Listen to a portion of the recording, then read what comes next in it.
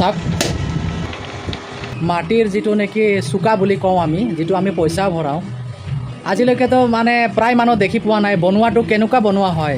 এইটো একচুৱেলি মাটিৰ হয়, মাটিৰে তৈয়াৰকৈ বনাই দিয়ে। তো সেইটো বলক আপোনালোকক অলপ দেখুৱাম, মানে কি টাইপৰ বনায়, মানে মেচিনটো কেনেকুৱা, সেই মেচিনটো আপোনালোকক বন্ধুসকল এইটো চাওক। এইটো এতিয়া ইমান ধুনীয়াকৈ চাব, এই দাদাজনে ইমান কষ্ট কৰি আছে আৰু হাতৰ যিটো আইডিয়া, কিমান ধুনীয়াকৈ হাতটো ঘূৰাই আছে আৰু ধুনীয়াকৈ এই মটকাটো এতিয়া এইটো কি বনিব, এইটো পানী ঘট বনাই আছে বন্ধুসকল। চাওক ইমান ধুনীয়াকৈ পানী ঘট বনাই দিছে দাদাজনে।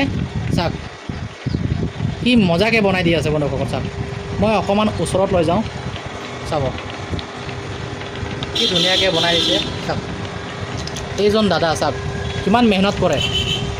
তো বন্ধুসকল এই দাদাৰ কাৰণে আপোনালোকে লাইক কৰিব লাগিব বন্ধুসকল। লাইক যদি আপোনালোকে ফেচবুকত যদি চাই আছে ফ'ল' কৰিব, লাইক কৰিব। যদি ইউটিউবত চাই আছে তেতিয়াহ'লে আপোনালোকে ছাবস্ক্ৰাইব আৰু লাইকটো কৰিবলৈ পাহৰি নাযাব বন্ধুসকল, এই দাদাৰ কাৰণে, ঠিক আছে।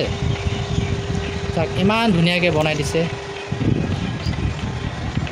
এইটো। চাওক ৱাহ কি ধুনীয়াকৈ হৈ গৈছে। এইটো শুকাবলৈ কিমান সময় লাগে দাদা?